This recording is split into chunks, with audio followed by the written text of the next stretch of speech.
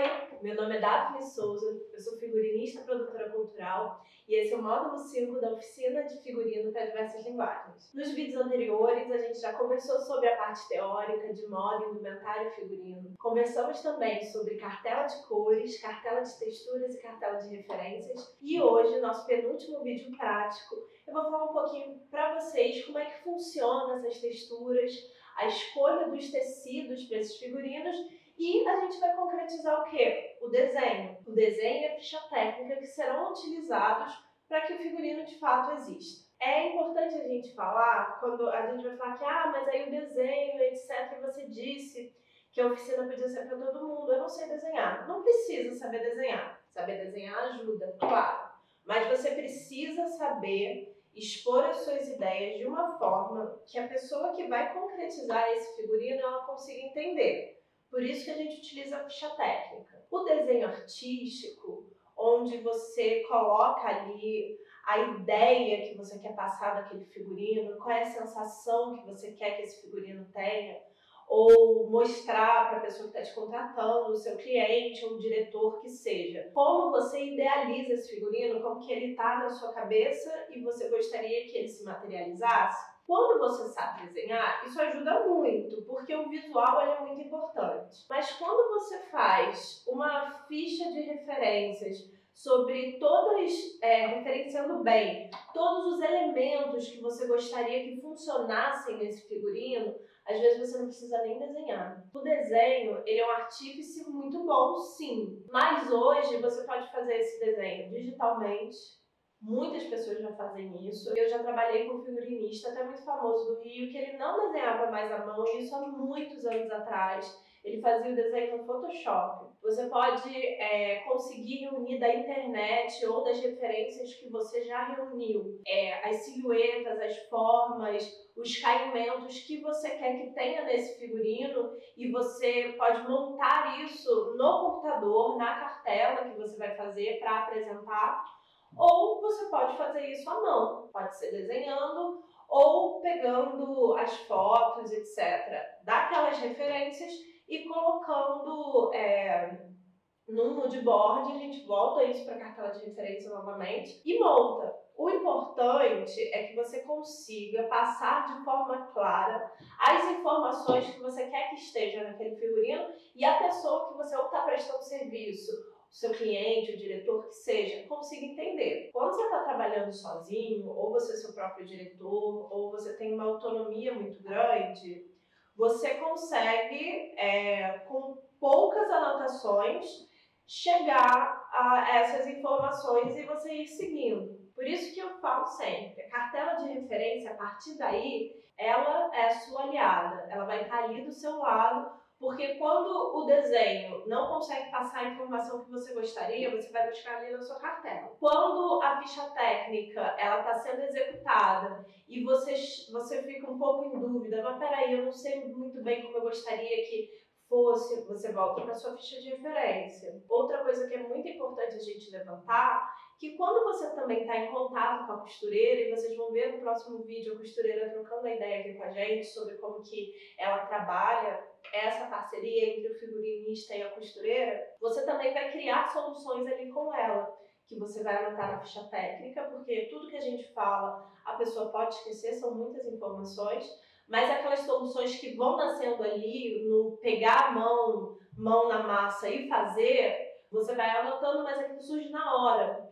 Então o desenho, ele é um guia. Provavelmente vai ser um guia muito fidedigno ao que você quer criar. Mas às vezes podem haver mudanças. Você pode idealizar de uma forma e quando está pronto, você pode perceber que faltou alguma informação que você gostaria que tivesse, que não conversa da forma que você gostaria que tivesse conversado, então vai precisar mudar alguma coisa. Isso é super normal. Por isso, até quando a gente trabalha com a costureira, a gente tem as provas, não só para poder ajustar o corpo de quem vai utilizar aquele figurino, mas também para ver de fato se aquilo está funcionando ou não. Falando dos tecidos e voltando para a nossa peça, que é o Alto da Compadecida, já conversamos aqui sobre o personagem que a gente escolheu, que é a Compadecida, então eu vou mostrar um pouquinho dos tecidos. Na nossa cartela de texturas, eu coloquei que eu gostaria que tivessem tecidos com com vários caimentos diferentes, várias texturas diferentes,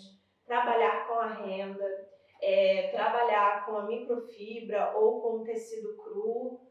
E aqui eu trouxe os tecidos porque é importante, quando a gente idealiza e a gente monta lá a nossa cartelinha, etc., que a gente vá na loja e veja o caimento desses tecidos. Porque se eu quero um figurino todo fluido, todo muito leve, não adianta eu comprar uma juta, que a gente vai usar no nosso figurino, que a juta não vai te dar isso. Não adianta você comprar um tafetá não vai te dar isso. E até dependendo da renda, ela vai agir de uma forma diferente no seu figurino. Eu trouxe duas rendas aqui pra gente conversar. Uma é uma renda de algodão, ela é industrial, ela não é feita à mão, mas ela é 100% algodão e ela tem um caimento mais fluido, mais leve.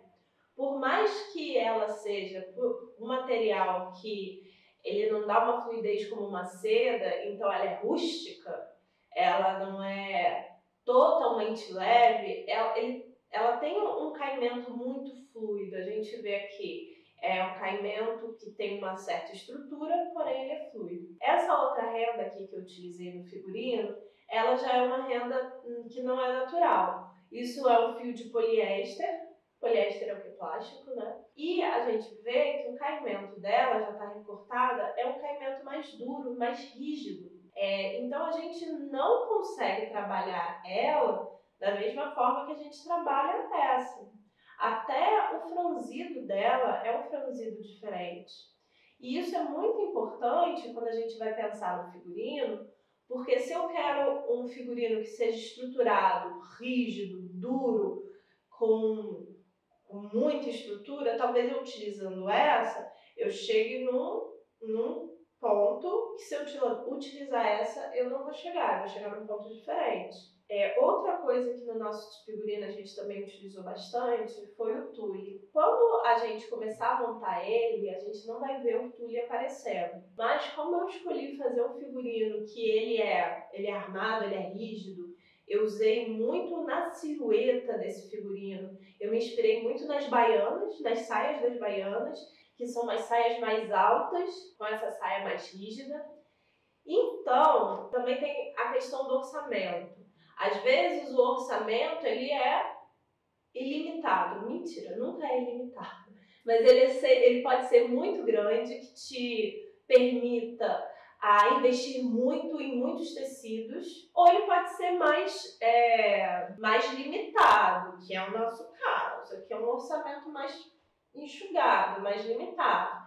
Então, eu queria a silhueta grande armada, eu queria a ideia como se tivesse muitas camadas, mas eu não tinha dinheiro suficiente talvez para comprar tanta renda para fazer isso. Então o que eu fiz? Eu usei entre cada camada o tule, porque ele é muito armado, vocês podem ver aqui, né? Que ele dá volume e embaixo da renda, a renda sobe, ela cresce.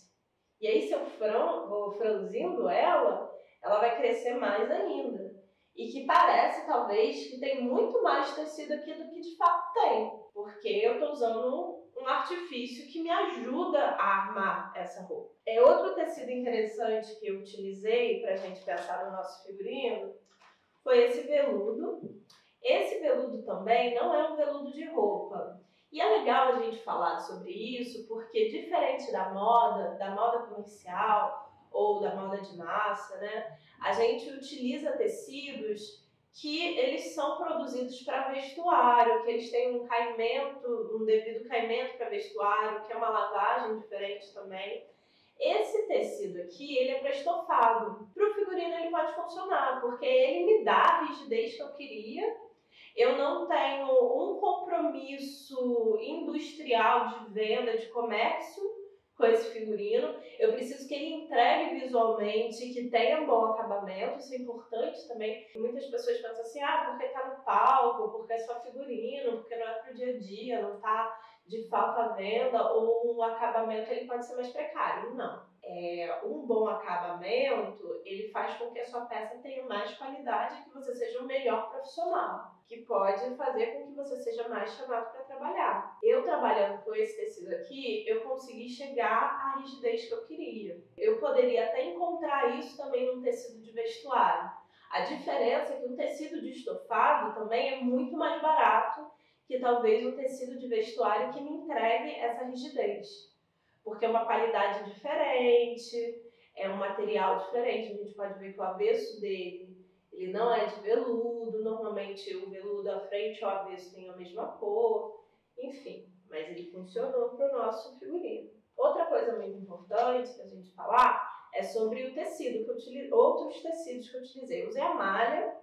Mas se você, mas por que a malha? A malha por quê? Como eu falei que eu sou uma figurinista, que eu gosto de conversar um pouco com o contemporâneo, com o alternativo, que a nossa santa ela não vai ser 100% alternativa, 100% contemporânea, mas eu gostaria de colocar elementos que fizessem com que parecesse mais jovem, conversando com hoje, né?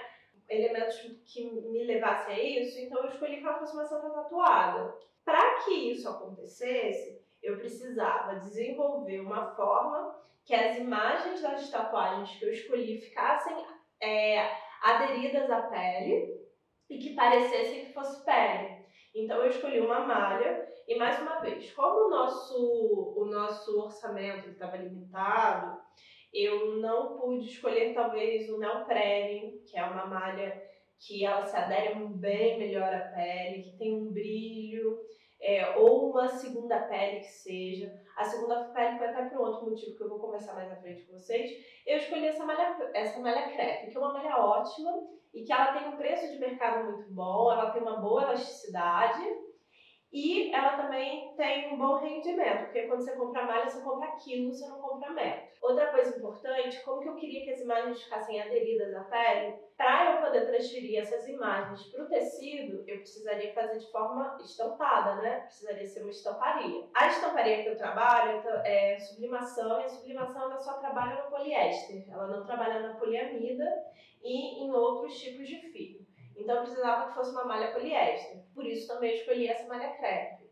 Porque se você olhar ela bem de perto, e vocês podem ver isso agora, a textura dela até lembra um pouco a textura da nossa pele. Então eu achei ela muito interessante para trabalhar. Mas por que a gente está falando primeiro de tecido e não do desenho? Eu mostrei primeiro o tecido, eu não mostrei o desenho. Quando a gente trabalha com figurino, com criação, com o que seja, a gente fica muito no mundo das ideias. A gente põe no papel algo que a gente gostaria de concretizar, mas nem sempre isso está muito alinhado à realidade. Quando eu vou trabalhar, eu faço sim um esboço do que eu gostaria que fosse. Depois que eu monto as minhas cartelas, elas são minhas companheiras dali em diante. Eu sempre trabalho muito baseada nelas. E eu vou em busca dos tecidos que podem funcionar, trabalhar e me entregar de acordo com o que eu escolhi e coloquei nas minhas cartelas de referência. Então eu vou primeiro nas lojas, eu vejo se tem tecidos que me interessam.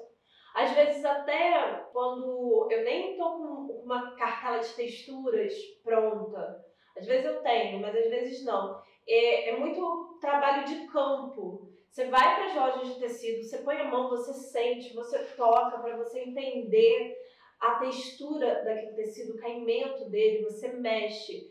É um trabalho muito íntimo entre o profissional e o tecido que vai ser utilizado ali. Depois disso, depois que eu já fui, eu fotografei, eu vi os tecidos que me interessam, nas cores que tem no mercado, porque a gente também fica muito à mercê da indústria e do que a indústria está entregando. Talvez você queira fazer um figurino todo roxo de um determinado tecido e naquele momento não tem aquele tecido roxo. Você vai ter que se adaptar. Ou você vai beneficiar o tecido, né? Pintá-lo, tingi-lo, desenvolver outras técnicas que deixem ele da cor que você precisa. Vai ou comprar ele daquela cor, mas se não tiver, talvez seja o momento de você se alinhar novamente com o que você vai encontrar no mercado. Então, por isso que eu busquei os tecidos primeiro.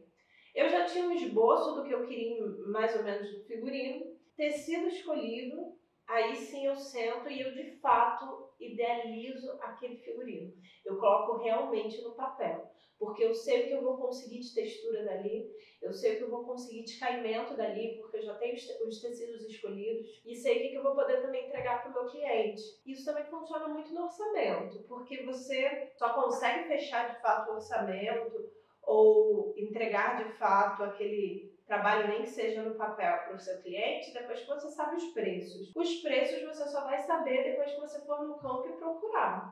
Nem que você veja na internet, mas eu acho também às vezes que buscar só na internet, principalmente tecido, fica muito incompleto, porque você não está tocando nele. Talvez você saiba o preço mais ou menos daquele tecido, mas quando você vai numa loja, você toca, você sente, você entende sobre ele. Às vezes o preço da loja é diferente da internet. Para mim, buscar o tecido é uma das primeiras coisas que você vai fazer quando você já tem uma ideia mais ou menos do que você quer, já está com a sua cartela de referência. Quando você trabalha com um orçamento que já é fechado, fala assim, olha, Daphne, eu só tenho 15 mil, eu só tenho 10 mil.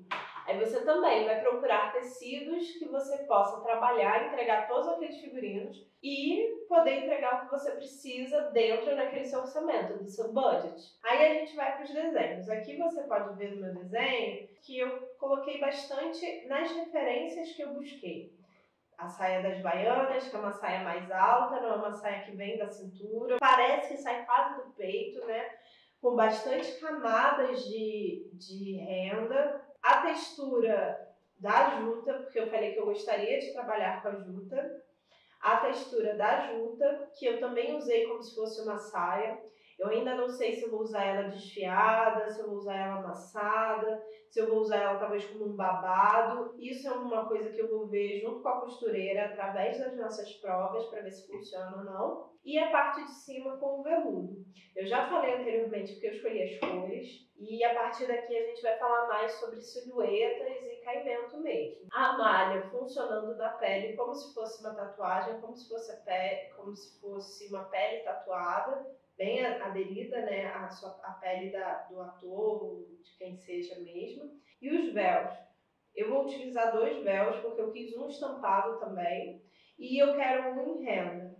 Eu vou trabalhar mais ou menos nesse figurino com 3 rendas diferentes. Como é que funcionam os beneficiamentos? O beneficiamento é tudo aquilo que a gente inclui no figurino que ele vai trabalhar por cima do tecido. São as aplicações, são as estampas, são as ceninhas, são os bordados, os galões, as aplicações. No nosso figurino, eu não vou ter nenhum beneficiamento manual, não vai ter nenhuma pintura manual, um tingimento manual, mas a gente vai ter os galões dourados que vão ser utilizados nas barras, outras rendas que vão ser utilizadas para dar alguns acabamentos e também a gente vai utilizar muito do gurgurão para fazer algumas outras texturas.